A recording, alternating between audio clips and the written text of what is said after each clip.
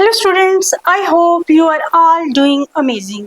हम पढ़ रहे हैं class 12th mathematics chapter 2 inverse trigonometric function and today's we are going to solve some questions of exercise 2.1. So let's get started. Before we start, let us talk about ASTC method. What is ASTC method? Suppose we have two axes, x-axis and y-axis. X-axis and y-axis. X-axis and y-axis divides the plane into 4 quadrants.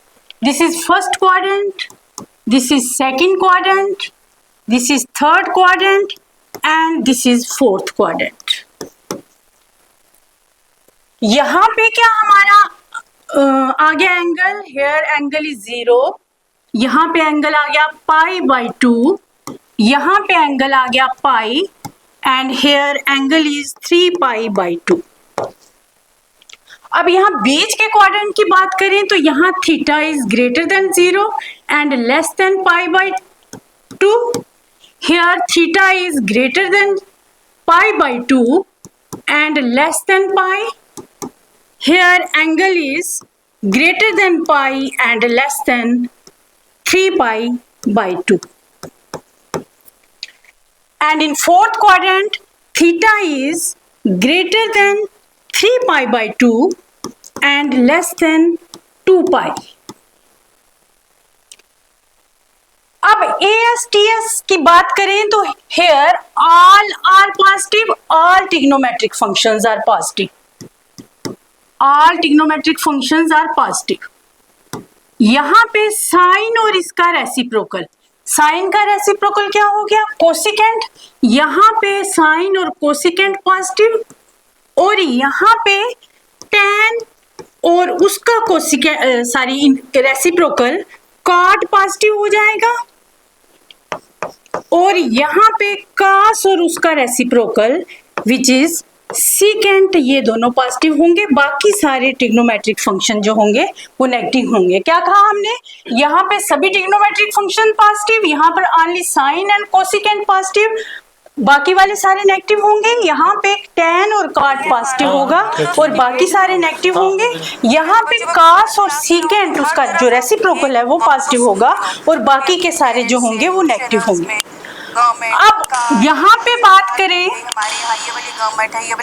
अगर हम यहाँ से इधर चलते हैं तो यहाँ angle theta हो गया और यहाँ पे हो गया 2π - थीटा. यहाँ पे इस साइड चलेंगे तो एंगल हो गया π/2 प्लस थीटा और इधर को चलेंगे तो एंगल हो जाएगा π/2 माइनस थीटा. यहां से इधर को चलेंगे तो एंगल होगा π - थीटा और इधर को चलेंगे तो एंगल हो जाएगा π प्लस थीटा. और यहाँ पे इधर को चलेंगे तो एंगल होगा 3π/2 माइनस थीटा और इधर को एंगल हो जाएगा 3π/2 प्लस थीटा. यहाँ पे ट्रिग्नोमेट्रिक फंक्शन कौन से हॉरिजॉन्टल एक्स एक्सिस पे आपका ट्रिग्नोमेट्रिक फंक्शन में कोई चेंज नहीं होगा.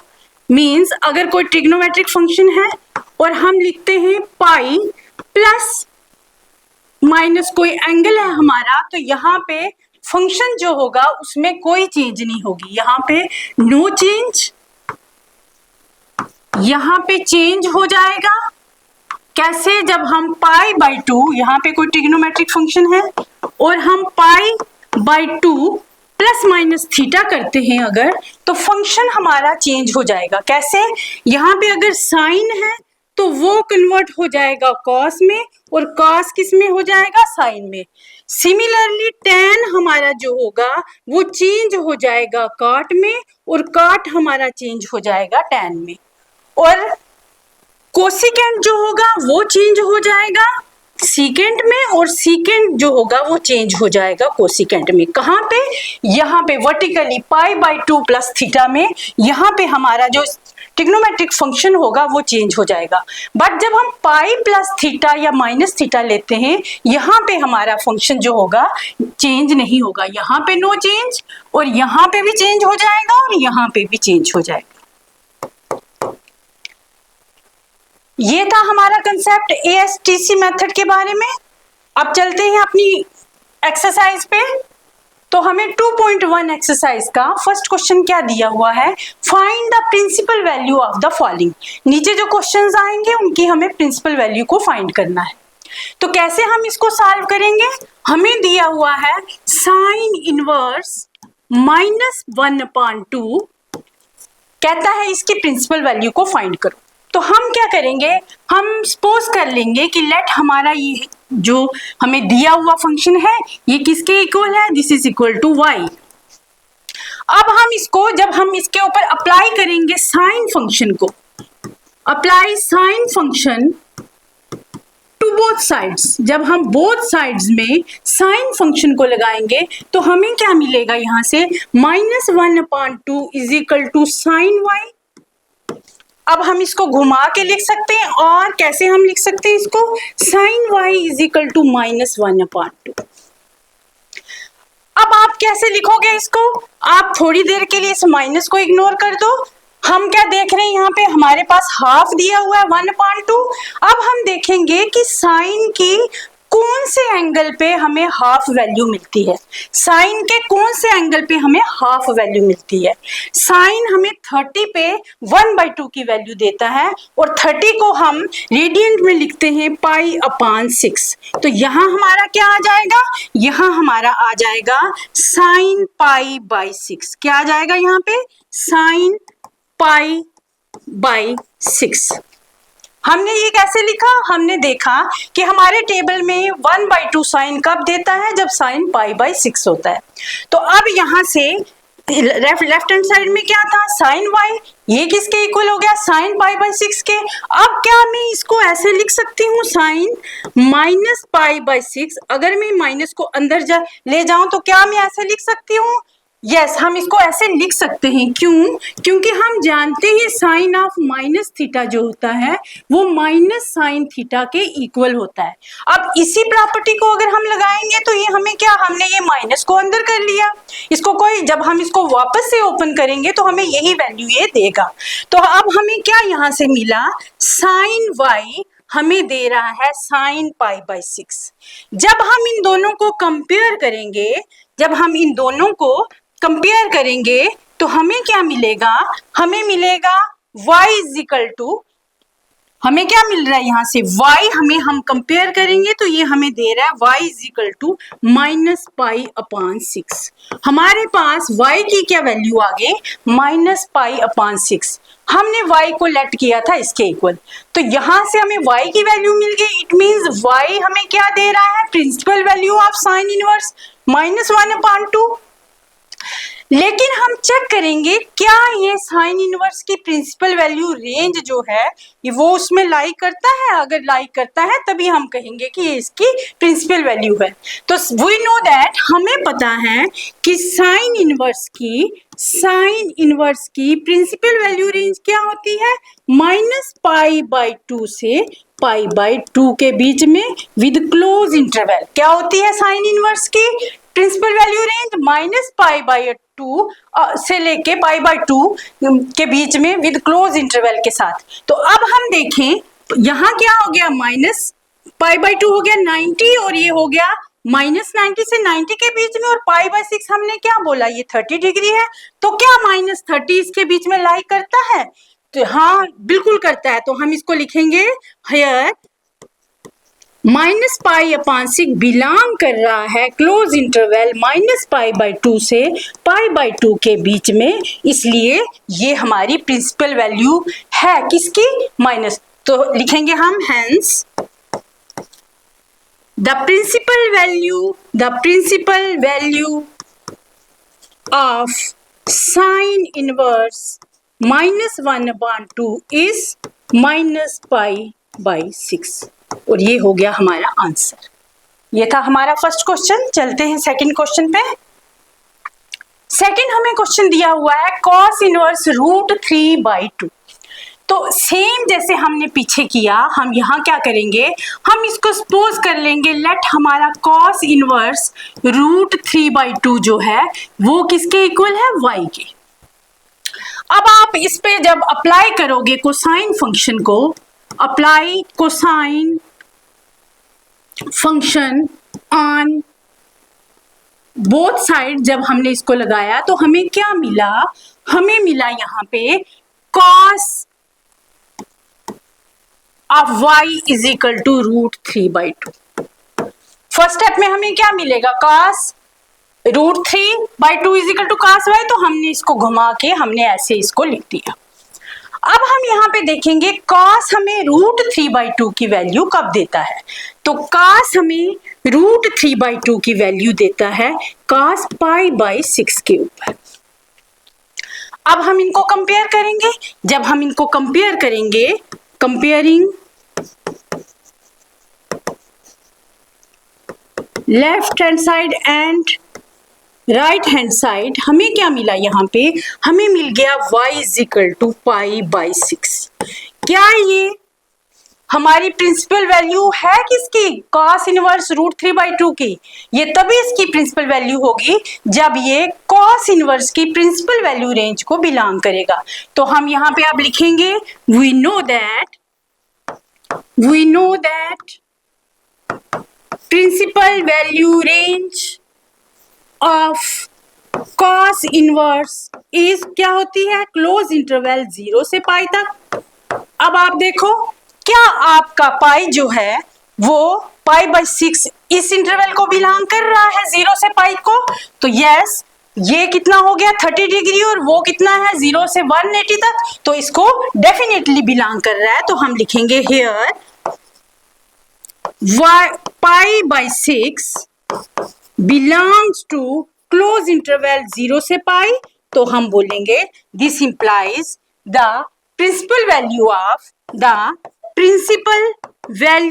ऑफ किसकी, cos इनवर्स √3/2 इज कितनी होगी, π/6, और ये हो गया हमारा आंसर। नेक्स्ट चलते हैं थर्ड क्वेश्चन के लिए। यहां हमें दिया हुआ है कोसिकेंट इनवर्स 2, कहता है इसकी प्रिंसिपल वैल्यू को फाइंड करो।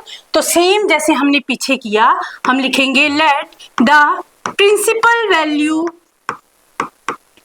ऑफ कोसिकेंट इनवर्स 2 इज कितनी है, y। तो हम इसको लिख लेते हैं cosecant inverse 2 is equal to y। अब आप अप्लाई कर दो cosecant function to both sides. जब आप लगाओगे तो आपको क्या मिलेगा, यहाँ पे हमें मिल जाएगा 2 is equal to cosecant y। जब आप इसको घुमा के लिखोगे तो आप लिखोगे इसको cosecant y is equal to 2। अब हमको देखना है कि कोसिकेंट हमें कब 2 की वैल्यू देता है, तो कोसिकेंट हमें 2 की वैल्यू देता है अगेन π/6 पे। कब देता है, कोसिकेंट π/6 पे। किस पे देता है हमें ये, कोसिकेंट π/6 पे। देख लेते हैं हम यहाँ पे, देखो ये हमारा टेबल है, ये आपको बनाना आना चाहिए, यहाँ आप ये छोटी क्लासेस में ही सीख लेते हो। तो कोसिकेंट हमें π/6 के ऊपर वैल्यू दे रहा है 2, तो यही हमने यहाँ पे लिखा कि हमें कोसिकेंट π/6 पे 2 की वैल्यू देता है। अब जब हम इनको कंपेयर करेंगे तो ये हमें मिल जाएगा y इज इक्वल टू π/6। अब हमने क्या देखना है, क्या ये कोसिकेंट की प्रिंसिपल वैल्यू रेंज को बिलोंग करता है। तो हमें पता है we know that the principal value range of किसकी, कोसिकेंट इनवर्स की क्या होती है, ये होती है क्लोज इंटरवल -π/2 से π/2, और यहां से हमें एक्सक्लूड करना होता है किसको, 0। क्योंकि 0 पे ये फंक्शन जो होता है वो ब्रेक होने लगता है, तो हम डिफाइन नहीं होता है, तो हम इसकी यहाँ से 0 को एक्सक्लूड कर देंगे। तो ये किसकी प्रिंसिपल वैल्यू रेंज आ गई? कोसिकेंट इनवर्स की। तो क्या ये π/6 इस रेंज को बिलोंग कर रहा है? डेफिनेटली π/6 हमारा इस रेंज को बिलोंग करता है। तो हम लिखेंगे हियर π/6 बिलोंग कर रहा है -π/2 से π/2 की रेंज को, जो कि किसकी प्रिंसिपल वैल्यू रेंज है? कोसिकेंट की। तो this implies the principal value of cosecant inverse 2 is कितनी होगी? π/6। और ये हो गया हमारा आंसर। नेक्स्ट चलते हैं आगे क्वेश्चन पे। यहां हमें क्या दिया हुआ है? यहां हमें दिया tan इनवर्स -√3। तो अगेन हम इसको क्या करेंगे? लेट कर देंगे कि हमारा tan इनवर्स -√3 जो है ये किसके इक्वल है? y के। और हम इसको क्या लिख सकते हैं? tan y is equal to -√3। अब आप समझ गए होंगे कि कैसे हम इनको करते हैं। अब आप क्या करोगे? आप tan y को क्या करोगे? माइनस को थोड़ी देर के लिए हम इग्नोर करें अगर, तो हमारा √3 tan कब वैल्यू देता है? हमारा √3 tan की वैल्यू देता है, ये देखिए √3 हमें tan कब दे रहा है? π/3 पे। तो हम इसकी जगह पे क्या लिखेंगे? हम लिखेंगे कि हमें tan π/3 जो है ये √3 की वैल्यू देता है। अगेन इसको हम कैसे लिख सकते हैं? इसको हम ऐसे लिख सकते हैं -π/3। क्यों लिख सकते हैं? क्योंकि हम जानते हैं कि ये प्रॉपर्टी यहां हम लगा रहे हैं, कौन सी? tan ऑफ -θ जो होता है वो किसके इक्वल होता है? -tan θ के इक्वल। तो यही चीज हमने जहां -tan π/3 था तो हमने इसको माइनस को अंदर कर लिया। जब हम इसको दोबारा से ओपन करेंगे तो यही वैल्यू ये हमको देगा। अब यहाँ पे देखो क्या आ जाता है? दिस इंप्लाइज tan y हमें क्या दे रहा है? tan -π/3। अब आप जब इनको कंपेयर करोगे तो आप इनको जब कंपेयर करोगे तो हमें क्या यहाँ से मिलेगा? y is equal to -π/3। अब हमको चेक करना है क्या ये tan इनवर्स की प्रिंसिपल वैल्यू रेंज में बिलोंग करता है। तो हमने देखा कि tan इनवर्स की प्रिंसिपल वैल्यू रेंज क्या होती है? Principal value range tan inverse की क्या होती है? ये होती है ओपन इंटरवल -π/2 से π/2 के बीच में। ओपन इंटरवल का मीनिंग होता है कि ये इसके एंड पॉइंट कंसीडर नहीं होते, इनके बीच की सारी वैल्यूज इसके बीच में आती है। तो ये हमें -π/3 क्या हो गया?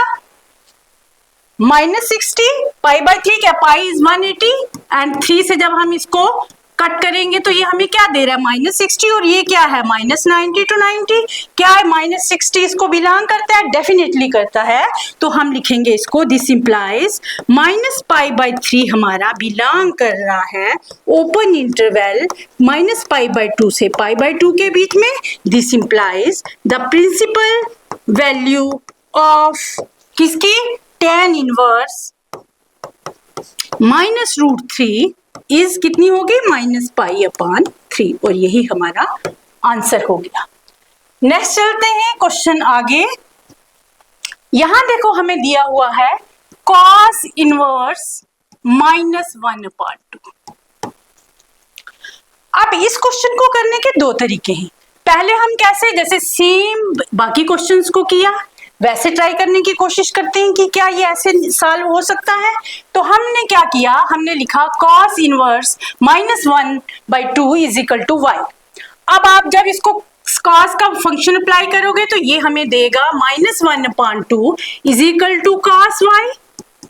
जब आप इसको घुमा के लिखोगे तो ये हमें दे रहा है cos y is equal to -1/2।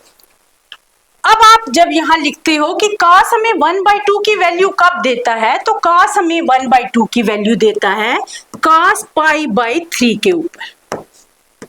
तो यहाँ हमें क्या मिला? cos y is equal to -cos π/3। क्या जैसे हमने tan के लिए अंदर माइनस ले गए तो किया वैसे हम कर सकते हैं? नहीं, हम इसको वैसे नहीं कर सकते। देखो कैसे, अगर मैं cos को यहाँ -π/3 को अंदर ले जाऊंगी तो ये मुझे पॉजिटिव वैल्यू देगा, ये मुझे पॉजिटिव वैल्यू दे रहा है। हमें क्या चाहिए, cos नेगेटिव चाहिए। तो इसको सॉल्व करने के लिए क्या हम यूज करेंगे, ASTC मेथड को। कैसे, ये हमारे आ गया x एक्सिस y एक्सिस। अब आपको पता है cos यहाँ ऑल पॉजिटिव होते हैं तो cos यहाँ तो पॉजिटिव हो गया, यहाँ पे भी cos पॉजिटिव होता है। cos नेगेटिव कहाँ कहाँ होता है, सेकंड क्वाड्रेंट में और थर्ड क्वाड्रेंट में cos क्या होता है, नेगेटिव होता है। अब हम क्या करेंगे, cos हमारा यहाँ पे नेगेटिव हो रहा है तो हमने इन दोनों में से किसी को चूज करना है। बट हमें पता है cos इनवर्स की प्रिंसिपल वैल्यू रेंज क्या होती है, इसकी प्रिंसिपल वैल्यू रेंज होती है क्लोज इंटरवल 0 से पाई के बीच में। अब आप देखो हम कहां से कहां तक ले सकते हैं, 0 से पाई तक, यहां तक हम ले सकते हैं। यहां क्योंकि क्या है, यहां हमारा पाई एंगल है, यहां तक हम इसको ले सकते हैं। तो मैं क्या यहाँ पे ले सकती हूँ इसको, अगर हमें पता है कि अगर हम इसको लिख दें ऐसे, cos ऑफ पाई माइनस π/3। कैसे लिखा हमने इसको, हमें पता है cos of pi minus theta क्या होता है, माइनस cos थीटा। क्यों, पाई माइनस थीटा कहाँ लाई करेगा, ये सेकंड क्वाड्रेंट में लाई कर रहा है। किसमें लाई कर रहा है, सेकंड क्वाड्रेंट में। सेकंड क्वाड्रेंट में cos क्या होता है, नेगेटिव होता है। जब हम लिखेंगे cos पाई माइनस थीटा तो हमें क्या देगा, ये माइनस cos π/3। ये हमें, अगर हम ये π/2 को यूज करके करेंगे तो फिर हमारा फंक्शन चेंज हो जाएगा। हमें फंक्शन को चेंज नहीं करना है, इसलिए हम पाई का यूज कर रहे हैं। तो इसको हम लिख सकते हैं पाई माइनस थीटा हमारा क्या है, π/3। तो इस एंगल को हमने ऐसे लिख लिया। जब हम इसको वापस से ओपन करेंगे तो इस प्रॉपर्टी से हम इसको, ये हमारा हमें क्या दे रहा है, ये हमें दे रहा है पाई माइनस थीटा किसके इक्वल होता है, माइनस cos थीटा किसके इक्वल होता है, माइनस cos थीटा के इक्वल होता है। तो यही प्रॉपर्टी हमने यहाँ यूज की और हमने यहाँ लिखा कि हमारा ये चीज को हमने ये लिख लिया। जब हम इसको ओपन करेंगे तो यही वैल्यू ही हमें फिर से देगा। अब आप करो, यहाँ पे लेफ्ट हैंड साइड में था cos y और राइट में ये हो गया। जब हम इनको कंपेयर करेंगे तो y हमको दे देगा पाई माइनस π/3। अब जब हम इनको सॉल्व करेंगे तो ये हमें क्या देगा, जब हम सॉल्व करेंगे तो ये आ जाएगा 3 पाई माइनस π/3। तो ये हमें आंसर दे रहा है 2 π/3। तो ये हो गया हमारा आंसर। यहां हम क्यों नहीं चेक कर रहे कन्वर्स cos इनवर्स को, क्योंकि हम ऑलरेडी हमने यहां से ली ही वैल्यू है 0 से पाई के बीच में। तो ये हमारा इंटरवल जो है ये 0 से पाई के बीच में लाई करेगा। देखो कैसे, हमें ये वैल्यू कितनी दी, 2 π/3। अब लगा दो 180, यहां से क्या हो जाएगा, 2 इंटू 180 करेंगे हम जब, तो इसको डिवाइड करेंगे 60, ये कितना आ गया 120। तो क्या ये लाई कर रहा है इस इंटरवल के बीच में, कौन से इंटरवल में, 0 से पाई के बीच में, तो लाई करता है। तो ये हमारा आंसर हो गया कि हमारे cos इनवर्स माइनस हाफ की प्रिंसिपल वैल्यू क्या है, 2 π/3। तो ये था हमारा क्वेश्चन नंबर 5। अब इसी क्वेश्चन को, अगर आप इसी क्वेश्चन को दूसरे मेथड से करना चाहो तो हम इसको ऐसे भी कर सकते हैं। कैसे करेंगे हम इसको सॉल्व, थोड़ा सा दूसरा मेथड भी हम देख लेते हैं। हमने एक फार्मूला पढ़ा था कि cos इनवर्स माइनस x किसके इक्वल होता है, हमने पढ़ा था कि cos इनवर्स माइनस x किसके इक्वल होता है, pi minus cos inverse x के इक्वल होता है। ये फार्मूला हमने पीछे देखा था। अब हम इसका यूज करके भी इस क्वेश्चन को सॉल्व कर सकते हैं। कैसे, हमें क्या दिया था, cos इनवर्स माइनस हाफ। तो ये फार्मूला लगा दो आप, तो क्या आ जाएगा, cos इनवर्स माइनस हाफ किसके इक्वल होगा, pi minus cos inverse half के, इसके इक्वल हो गया। अब इसको हम कैसे लिखेंगे, यहाँ पे हमें दे रहा है ये पाई माइनस cos इनवर्स। अब आप यहाँ पे देखो कि सेम 1/2 कब हमें देता है, π/3 पे। तो यहाँ क्या आ गया हमारा cos, क्या आ गया यहाँ पे हमारा cos π/3 पे हमें cos की वैल्यू जो है वो कितनी मिलती है, 1/2। तो हमने इसको ऐसे लिख लिया। अब हम इसको लिख सकते हैं pi minus cos inverse cos से कटेगा और यहाँ पे आ जाएगा π/3 और जब हम इसको सॉल्व करेंगे ये अगेन हमें देगा 2π/3। अब आप कहोगे कि कैसे हमने इसको काट दिया, इसके लिए आपको थोड़ा सा ये कंसेप्ट लेना पड़ेगा कि क्या है ये। सपोज करो हम क्या लिखते हैं, हम लिखते हैं कि cos इनवर्स cos जो होता है x के इक्वल होता है। कब इक्वल होता है? हमेशा नहीं इक्वल होता। कब इक्वल होगा? जब हमारा ये वाला जो एंगल होगा वो किसको बिलोंग करेगा? cos इनवर्स की प्रिंसिपल वैल्यू रेंज को, जो है 0 से पाई को। अगर यहाँ पे जो फंक्शन दिया है cos इनवर्स का, अगर ये हमारा एंगल उसकी प्रिंसिपल वैल्यू रेंज को बिलोंग कर रहा है तभी हम इसको ये लिख सकते हैं।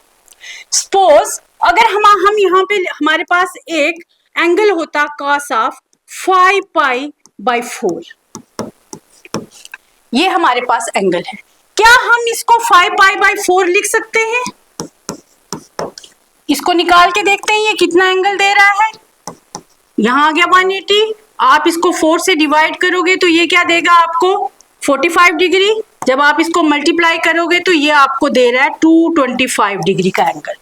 क्या ये वाला एंगल जो है वो इस रेंज को बिलोंग करता है? ये कितना है? 0 से पाई, पाई मीन्स 180, तो ये इसको बिलोंग नहीं कर रहा है। किसको?